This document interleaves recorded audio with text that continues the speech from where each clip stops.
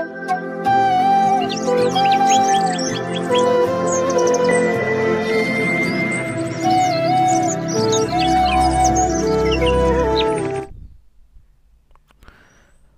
సువార్త 4వ అధ్యాయము. ఆయన సముద్ర తీరమున మరలా బోధింపనారంభింపగా బహుజనులు ఆయన యొద్దకు కూడి వచ్చి ఉన్నందున ఆయన సముద్రములో ఒక దోణి ఎక్కి కూర్చుండెను. జనులందరూ సముద్ర తీరమున నేల మీద ఉండిరి. ఆయన ఉపమాన రీతిగా చాలా సంగతులు వారికి బోధించుచు తన బోధలో వారితో ఇట్లనెను. వినుడి, ఇదిగో విత్తువాడు విత్తుటకు బయలుదేరాను. వాడు విత్తుచుండగా కొన్ని విత్తనములు త్రోవ ప్రక్కన పడెను. పక్షులు వచ్చి వాటిని మింగివేసెను. కొన్ని చాలా మన్ను లేని రాతి నేలను పడెను.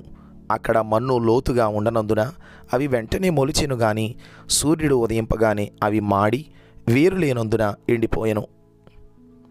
కొన్ని ముండ్ల పొదలలో పడెను. ముండ్ల పొదలు ఎదిగి వాటిని అణచివేసెను గనుక అవి ఫలింపలేదు. కొన్ని మంచి నేలను పడెను. అవి మొలిచి పెరిగి పైరై 30 దంతాలుగాను 60 దంతాలుగాను 100 దంతాలుగాను ఫలించెను. వినుటకు చెవులు గలవాడు వినుగాక అని చెప్పెను. ఆయన ఒంటరిగా ఉన్నప్పుడు 12 మంది శిష్యులతో కూడా ఆయన చుట్టూ ఉండిన వారు ఆ ఉపమానమును గూర్చి ఆయన అడిగిరి. అందుకు ఆయన, దేవుని రాజ్య మర్మము మీకు అనుగ్రహింపబడి ఉన్నది కానీ వెలుపల నుండి వారు ఒకవేళ దేవుని వైపు తిరిగి పాపక్షమాపణ పొందుదురని వారు చూచుటకైతే చూచియు కనుగొనకను వినుటకైతే వినియు గ్రహింపకయు ఉండుటకును అన్నియు ఉపమాన రీతిగా వారికి బోధింపబడుచున్నవని వారితో చెప్పాను. మరియు ఈ ఉపమానము మీకు తెలియలేదా?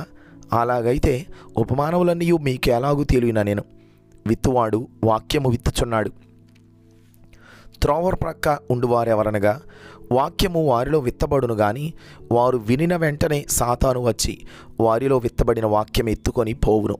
అటువలే రాతి నేలను విత్తబడిన వారెవరనగా వాక్యము విని సంతోషముగా అంగీకరించువారు. అయితే వారిలో వేరు లేనందున కొంతకాలము వారు నిలుతురు గాని వాక్యము నిమిత్తము శ్రమ అయినను హింస అయినను కలుగగానే వారు అభ్యంతరపడుదురు. ఇతరులు ముండ్ల పొదలలో విత్తబడిన వారు. వీరు వాక్యము విందురు గాని ఐహిక విచారములను ధనమోసమును మరి ఇతరమైన అపేక్షలను లోపల చొచ్చి వాక్యమును అణిచివేయుట వలన అది నిష్ఫలమగును. మంచి నేలను విత్తబడిన వారెవరనగా వాక్యము విని దానిని అంగీకరించి 30 దంతాలుగాను 60 దంతాలుగాను 100 దంతాలుగాను ఫలించువారని చెప్పెను. మరియు ఆయన వారితో ఇట్లనెను, దీపము దీపస్తంభము మీద ఉంచబడుటకే గాని కొంచెము క్రిందనైనను మంచము క్రిందనైనా ఉంచబడుటకు తేబడదు గదా. రహస్యమేదైనను తేటపరచబడకపోదు, బయలుపరచబడుటకే గాని ఏదియూ మరుగు చేయబడలేదు.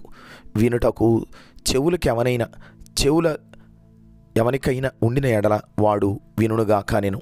మరియు ఆయన, మీరేమి వినుచున్నారో జాగ్రత్తగా చూచుకొనుడి.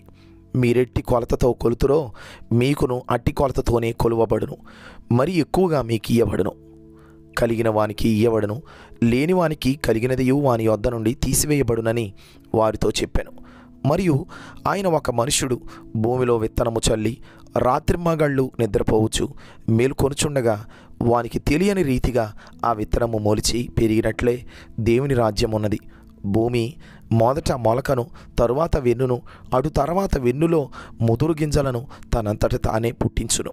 పంట పండినప్పుడు కోతకాలము వచ్చినదని సేద్యగాడు వెంటనే కొడవలి పెట్టి కోయునని చెప్పెను. మరియు ఆయన ఇట్లనెను, దేవుని రాజ్యమును ఎట్లు పోల్చేదము?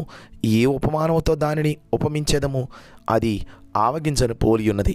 ఆవగింజ భూమిలో విత్తబడినప్పుడు భూమి మీదనున్న విత్తనములన్నిటికంటే చిన్నదే గాని విత్తబడిన తరువాత అది మొలిచి ఎదిగి కూర మొక్కలన్నిటికంటే పెద్దదై గొప్ప కొమ్మలు వేయును గనుక ఆకాశ పక్షులు దాని నీడను నివసింపగలవనెను. వారికి వినుటకు శక్తి కలిగిన కొలది ఇలాంటి అనేకమైన ఉపమానములను చెప్పి ఆయన వారికి వాక్యము బోధించెను. ఉపమానము లేక వారికి బోధింపలేదు గాని ఒంటరిగా ఉన్నప్పుడు తన శిష్యులకు అన్నిటినీ విశదపరచెను. ఆ దినమే సాయంకాలమైనప్పుడు ఆయన అద్దరికి పోవుదమని వారితో చెప్పగా, వారు జనులను పంపివేసి ఆయనను ఉన్న పాటున చిన్న దోణిలో తీసుకుని పోయిరి. ఆయన వెంబడి మరికొన్ని దోణెలు వచ్చెను. అప్పుడు పెద్ద తుఫాను రేగి ఆయన ఉన్న దోణి మీద అలలు కొట్టినందున దోణె నిండిపోయెను. ఆయన దోణె అమరమున తలగడ మీద నిద్రించుచుండెను. వారు ఆయనను లేపి, బోధకుడా, మేము నశించిపోవచ్చున్నాము, నీకు చింత లేదా అని ఆయనతో అనిరి. అందుకు ఆయన లేచి గాలిని గద్దించి నిశ్శబ్దమై ఊరకుండమని సముద్రముతో చెప్పగా, గాలి అణగి మిక్కిలి నిమ్మళమాయెను. అప్పుడు ఆయన, మీరెందుకు భయపడుచున్నారు? మీరింకనూ నమ్మలేకయున్నారా అని వారితో చెప్పాను. వారు మిక్కిలి భయపడి, ఈయన ఎవరో, గాలియు సముద్రమును ఈయనకు లోబడుచున్నవని ఒకనితో ఒకడు చెప్పుకొనిరి. మార్కు సువార్త 5వ అధ్యాయము. వారు ఆ సముద్రమునకు అద్దరినున్న గిరాసేనుల దేశమునకు వచ్చిరి. ఆయన దోణి దిగగానే అపవిత్రాత్మ పట్టిన వాడొకడు సమాధులలో నుండి వచ్చి ఆయనకి ఎదురుపడెను. వాడు సమాధులలో వాసము చేసేవాడు. సంకెళ్లతోనైనను ఎవడునో వాని బంధింపలేకపోయెను. పలుమారు వాని కాళ్లకును చేతులకును సంకెళ్ళు వేసి బంధించినను వాడు ఆ చేతి సంకెళ్ళు తెంపి కాలి సంకెళ్లను తుత్తునీలుగా చేసెను గనుక ఎవడునో వానిని సాధుపరచలేకపోయెను.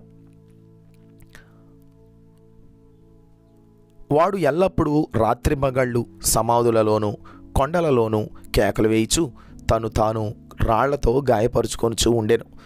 వాడు దూరము నుండి యేసును చూచి పరుగెత్తుకొని వచ్చి ఆయనకు నమస్కారం చేసి, యేసు, సర్వోన్నతుడైన దేవుని కుమారుడా, నాతో నీకేమి? నన్ను బాధపరచకుమని దేవుని పేరట నీకు ఆనబెట్టుచున్నానని బిగ్గరగా కేకలు వేసెను. ఎందుకనగా ఆయన, అపవిత్రాత్మ, ఈ మనుష్యుని విడిచిపోమ్మని వానితో చెప్పాను. మరియు ఆయన, నీ పేరేమని వానిని అడుగగా, వాడు, నా పేరు సేన, ఎలయనగా మేము అనేకులమని చెప్పి తమ్మును ఆ దేశంలోని తోలివేయవద్దని ఆయనను మిగుల బతిమాలుకొనెను.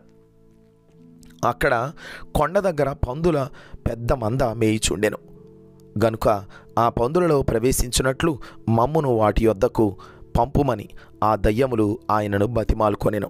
యేసు వాటికి సెలవీయగా ఆ అపవిత్రాత్మలు వానిని విడిచి పందులలో ప్రవేశింపగా ఇంచుమించు 2000 సంఖ్య గల ఆ మంద ప్రపాతము నుండి సముద్రపు దారిని వడిగా పరిగెత్తుకొని పోయి సముద్రములో పడి ఊపిరి తిరుగక చచ్చెను. ఆ పందులు మేపుచున్న వారు పారిపోయి పట్టణములోను గ్రామములలోనూ ఆ సంగతి తెలియజేసిరి. జనులు జరిగినది చూడవెళ్ళి యేసు నొద్దకు వచ్చి, సేన అను దయ్యములు పట్టినవాడు బట్టలు ధరించుకొని స్వస్థచిత్తుడై కూర్చియుండుట చూచి భయపడిరి. జరిగినది చూచిన వారు దయ్యములు పట్టిన వానికి కలిగిన స్థితియు పందుల సంగతియు ఊరి వారికి తెలియజేయగా తమ ప్రాంతములు విడిచిపోమ్మని వారు ఆయనను బతిమాలు కొనసాగిరి. ఆయన దోణి ఎక్కినప్పుడు దయ్యములు పట్టినవాడు ఆయన యొద్ద తన్నుండనిమ్మని ఆయనను బతిమాలు కొనెను గాని ఆయన వానికి సెలవీయక, నీవు నీ ఇంటి వారి యొద్దకు వెళ్ళి ప్రభువు నీ యందు కనికరపడి నీకు చేసిన కార్యములన్నిటినీ వారికి తెలియజెప్పుమనెను. వాడు వెళ్ళి యేసు తనకు చేసినవన్నీ దెకపొలిలో ప్రకటింపనారంభింపగా అందరూ ఆశ్చర్యపడిరి. యేసు మరలా దోణి ఎక్కి అద్దరికి వెళ్ళినప్పుడు బహుజన సమూహము ఆయన యొద్దకు కూడి వచ్చెను. ఆయన సముద్ర తీరమున ఉండగా సమాజ మందిరపు అధికారులలో యాయీరను ఒకడు వచ్చి ఆయనను చూచి ఆయన పాదముల మీద పడి, నా చిన్న కుమార్తె చావనయున్నది, అది బాగుపడి బ్రతుకున్నట్లు నీవు వచ్చి దాని మీద నీ చేతులుంచవలెనని ఆయనను మిగుల బతిమాలు కొనగా ఆయన అతనితో కూడా వెళ్ళెను. బహుజన సమూహమును ఆయనను వెంబడించి ఆయన మీద పడుచుండిరి. 12 ఏళ్ల నుండి రక్తస్రావ రోగము కలిగిన ఒక స్త్రీ ఉండెను. ఆమె అనేక వైద్యుల చేత ఎన్నో తిప్పలబడి తనకు కలిగినదంతయు వ్యయము చేసుకొని ఎంత మాత్రమును ప్రయోజనము లేక మరింత సంకటపడెను. ఆమె యేసును గూర్చి విని, నేను ఆయన వస్త్రములు మాత్రము ముట్టిన బాగుపడుదుననుకొని జనసమూహములో ఆయన వెనుకకు వచ్చి ఆయన వస్త్రము ముట్టెను. వెంటనే ఆమె రక్తధార కట్టెను గనుక తన శరీరములోని ఆ బాధ నివారణ అయినదని గ్రహించుకొనెను. వెంటనే యేసు తనలో నుండి ప్రభావము బయలు వెళ్ళెనని తనలో తాను గ్రహించి జనసమూహం వైపు తిరిగి, నా వస్త్రములు ముట్టినది ఎవరని అడుగగా, ఆయన శిష్యులు, జనసమూహము నీ మీద పడుచుండుట చూచుచున్నావే, నన్ను ముట్టినది ఎవడని అడుగుచున్నావా అనిరి. ఆ కార్యము చేసిన ఆమెను కనుగొనవలెనని ఆయన చుట్టూ చూచెను. అప్పుడు ఆ స్త్రీ తనకు జరిగినది ఎరిగి భయపడి వణుకుచూ వచ్చి ఆయన ఎదుట సాగిలపడి తన సంగతి అంతయు ఆయనతో చెప్పెను. అందుకు ఆయన, కుమారి, నీ విశ్వాసము నిన్ను స్వస్థపరిచెను. సమాధానము గలదానవై పొమ్ము, నీ బాధ నివారణ అయి నీకు స్వస్థత కలుగుగాక అని ఆమెతో చెప్పెను. ఆయన ఇంకనూ మాట్లాడుచుండగా సమాజ మందిరపు అధికారి ఎంట నుండి కొందరు వచ్చి, నీ కుమార్తె చనిపోయినది, నీవిక బోధకుని ఎందుకు శ్రమ పెట్టుదు అనిరి. యేసు వారు చెప్పిన మాట లక్ష్య పెట్టక, భయపడకము, నమ్మిక మాత్రం ఉంచుమని సమాజ మందిరపు అధికారితో చెప్పి, పేతురు, యాకోబు సహోదరుడగు యోహాను అనువారిని తప్ప మరి ఎవరినైనను తన వెంబడి రానియక సమాజ మందిరపు అధికారి ఇంటికి వచ్చి, వారు గొల్లుగా ఉండి చాలా ఏడ్చుచు ప్రలాపించుచు ఉండుట చూచి లోపలికి పోయి, మీరెలా గొల్లు చేసి ఏడ్చుచున్నారు? ఈ చిన్నది నిద్రించుచున్నదే గాని చనిపోలేదని వారితో చెప్పెను. అందుకు వారు ఆయనను అపహసించి, అయితే ఆయన వారినందరినీ బయటకు పంపివేసి ఆ చిన్నదాని తల్లిదండ్రులను తనతో ఉన్న వారిని వెంటబెట్టుకొని ఆ చిన్నది పరుండియున్న గదిలోనికి వెళ్ళి ఆ చిన్నదాని చెయ్యి పట్టి తలి తాకుమి అని ఆమెతో చెప్పెను. ఆ మాటకు, చిన్నదానా, లెమ్మని నీతో చెప్పుచున్నానని అర్థము. వెంటనే ఆ చిన్నది లేచి నడవసాగెను. ఆమె 12 సంవత్సరముల ప్రాయము గలది. వెంటనే వారు బహుగా విస్మయమొందిరి. జరిగినది ఎవరికి తెలియకూడదని ఆయన వారికి గట్టిగా ఆజ్ఞాపించి ఆమెకు ఆహారము పెట్టుడని చెప్పెను. మార్కు సువార్త 6వ అధ్యాయము. ఆయన అక్కడ నుండి బయలుదేరి స్వదేశమునకు రాగా ఆయన శిష్యులు ఆయనను వెంబడించిరి. విశ్రాంతి దినము వచ్చినప్పుడు ఆయన సమాజ మందిరములలో బోధింపనారంభించెను. అనేకులు ఆయన బోధ విని ఆశ్చర్యపడి, ఈ సంగతులు ఇతనికి ఎక్కడ నుండి వచ్చెను? ఇతనికి ఇయ్యబడిన ఈ జ్ఞానమెట్టిది? ఇతని చేతుల వలన ఇట్టి అద్భుతములు చేయబడుచున్నవి ఇదేమి? ఇతడు మరియ కుమారుడు కాడా? ఇతడు యాకోబు, యోసే, యోదా, సీమోను అనువారి సహోదరుడగు వడ్లవాడు కాడా? ఇతని సోదరీమణులందరూ మనతోనున్నారు కారా అని చెప్పుకొనుచు ఆయన విషయమై అభ్యంతరపడిరి. అందుకు యేసు, ప్రవక్త తన దేశములోను తన బంధువులలోను తన ఇంటి వారిలోనూ తప్ప మరి ఎక్కడను ఘనహీనుడు కాడని చెప్పెను. అందువలన కొద్దిమంది రోగుల మీద చేతులుంచి వారిని స్వస్థపరచుట తప్ప మరి ఏ అద్భుతమును ఆయన అక్కడ చెయ్యజాలకపోయెను. ఆయన వారి అవిశ్వాసమునకు ఆశ్చర్యపడెను. ఆయన చుట్టుపట్లనున్న గ్రామములు తిరుగుచూ బోధించుచూ ఉండెను.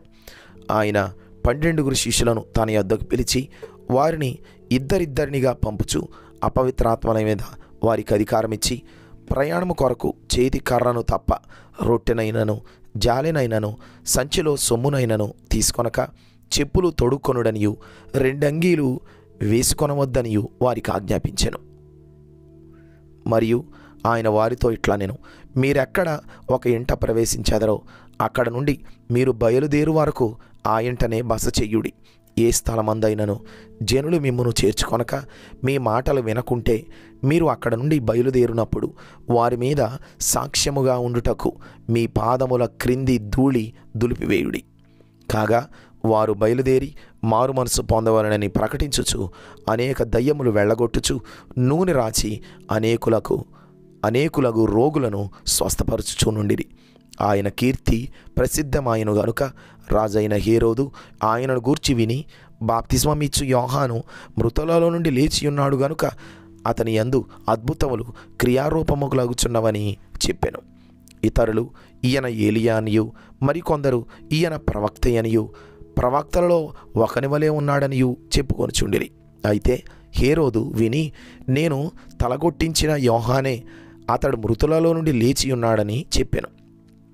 హేరోదు తన సహోదరుడు ఫిలిప్పు భార్య అయిన హేరోదియాను పెండ్లి చేసుకొనినందున యోహాను, నీ సహోదరుని భార్యను చేర్చుకొనుట నీకు న్యాయము కాదని హేరోదుతో చెప్పాను గనుక ఇతడు ఆమె నిమిత్తము యోహానును పట్టి తెప్పించి చెరసాలలో బంధించి ఉండెను. హేరోదియా అతని మీద పగబట్టి అతని చంపింపగోరెను గాని ఆమె చేత కాకపోయెను. ఎందుకనగా యోహాను నీతిమంతుడును పరిశుద్ధుడునగు మనుష్యుడని హేరోదు ఎరిగి అతనికి భయపడి అతని కాపాడుచు వచ్చెను. మరియు అతని మాటలు వినినప్పుడు ఏమి చెయ్యను తోచకపోయినను సంతోషముతో వినుచుండెను. అయితే తగిన దినం ఒకటి వచ్చెను. ఎట్లనగా హేరోదు తన జనన దినోత్సవమందు తన ప్రధానులకును సహస్రాధిపతులకును గలిలయ దేశ ప్రముఖులకును విందు చేయించెను. అప్పుడు హేరోదియా కుమార్తె లోపలికి వచ్చి నాట్యమాడి హేరోదును అతనితో కూడా పంక్తిని కూర్చున్న వారిని సంతోషపరిచెను. గనుక రాజు, నీకిష్టమైనది ఏదైనా నన్ను అడుగుము, నేను నీకిచ్చేదనని ఆ చిన్నదానితో చెప్పెను. మరియు నీవు నా రాజ్యంలో సగము మట్టుకు ఏమి అడిగినను నీకిచ్చేదనని అతడు ఆమెతో ఒట్టు పెట్టుకొనెను. గనుక ఆమె వెళ్ళి నేనేమి అడిగేదనని తన తల్లిని అడుగగా ఆమె, బాప్తిస్మమిచ్చు యోహాను తల అడుగుమనెను. వెంటనే ఆమె త్వరగా రాజునొద్దకు వచ్చి బాప్తిస్మమిచ్చు యోహాను తల పళ్ళెములో పెట్టి ఇప్పుడే నాకు అప్పగింపగోరుచున్నానని చెప్పెను. రాజు బహుగా దుఃఖపడిను గాని తాను పెట్టుకొనిన ఒట్టు నిమిత్తమును తనతో కూర్చుండి ఉన్న వారి నిమిత్తమును ఆమెకు ఇయ్యను అననొల్లకపోయెను. వెంటనే రాజు అతని తల తెమ్మని ఆజ్ఞాపించి ఒక బంట్రౌతును పంపెను. వాడు వెళ్ళి చెరసాలలో అతని తల గొట్టి పళ్ళెములో అతని తల పెట్టి తెచ్చి ఆ చిన్నదానికిచ్చెను. ఆ చిన్నది తన తల్లికిచ్చెను. యోహాను శిష్యులు ఈ సంగతి విని వచ్చి శవమును ఎత్తుకొని పోయి సమాధిలో ఉంచిరి. అంతటా అపోస్తలులు యేసునొద్దకు కూడి వచ్చి తాము చేసినవనియు బోధించినవనియు ఆయనకు తెలియజేసిరి. అప్పుడు ఆయన, మీరేకాంతముగా అరణ్య ప్రదేశమునకు వచ్చి కొంచెం సేపు అలసట తీర్చుకొనుడని చెప్పాను. ఎలయనగా అనేకులు వచ్చుచు పోవుచు నుండినందున భోజనము చేయుటకైనను వారికి అవకాశము లేకపోయెను. కాగా వారు దోణి ఎక్కి అరణ్య ప్రదేశమునకు ఏకాంతముగా వెళ్ళిరి. వారు వెళుచుండగా జనులు చూచి అనేకులు ఆయనను గుర్తెరిగి సకల పట్టణముల నుండి అక్కడికి కాలినడకను పరిగెత్తి వారికంటే ముందుగా వచ్చిరి. గనుక యేసు వచ్చి ఆ గొప్ప జనసమూహమును చూచి వారు కాపరిలేని గొర్రెల వలె ఉన్నందున వారి మీద కనికరపడి వారికి అనేక సంగతులను బోధింపసాగెను. చాలా ప్రొద్దుపోయిన తరువాత ఆయన శిష్యులు ఆయన యొద్దకు వచ్చి, ఇది అరణ్య ప్రదేశము, ఇప్పుడు చాలా ప్రొద్దుపోయినది. చుట్టుపట్ల ప్రదేశములకును గ్రామములకును వారు వెళ్ళి భోజనమునకు ఏమైనను కొనుక్కొనుటకు వారిని పంపివేయమని చెప్పిరి.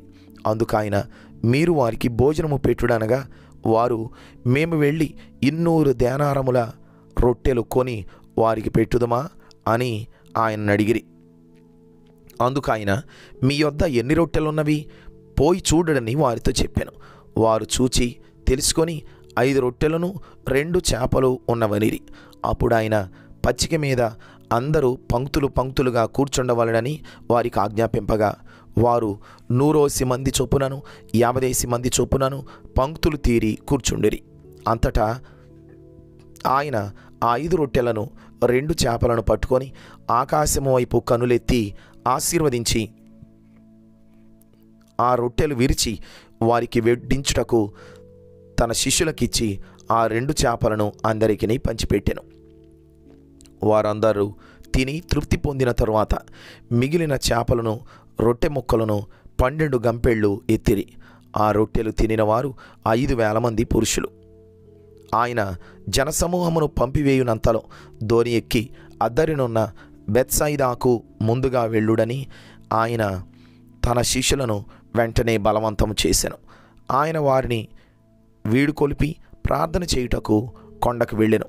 సాయంకాలమైనప్పుడు ఆ దోణె సముద్రము మధ్య ఉండెను. ఆయన ఒంటరిగా మెట్టనుండెను.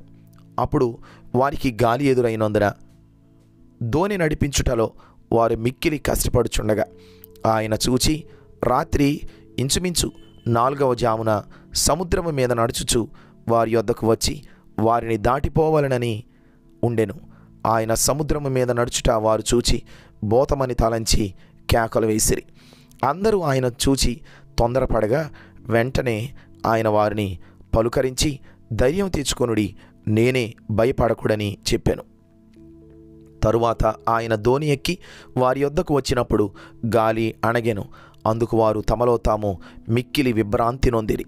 అయినను వారి హృదయము కఠినమాయెను గనుక వారు రొట్టెలను గూర్చిన సంగతి గ్రహింపలేదు. వారు అవతలకు వెళ్ళి గెన్నెసరేతు దగ్గర ఒడ్డుకు వచ్చి దరిపట్టిరి. వారు దోణి దిగగానే జనులు ఆయనను గుర్తుపట్టి ఆ ప్రదేశమందంతటా పరుగెత్తుకుని పోయి ఆయన ఉన్నాడని వినిన చోటునకు రోగులను మంచముల మీద మోసుకొని వచ్చుటకు మొదలుపెట్టిరి. గ్రామములలోను పట్టణములలోను పల్లెటూళ్లలోనూ ఆయన ఎక్కడెక్కడ ప్రవేశించనో అక్కడి జనులు రోగులను సంత వీధులలో ఉంచి వారిని ఆయన వస్త్రపు చెంగు మాత్రము ముట్టనిమ్మని ఆయనను వేడుకొనుచుండిరి. ఆయనను ముట్టిన వారందరూ స్వస్థత నొందిరి.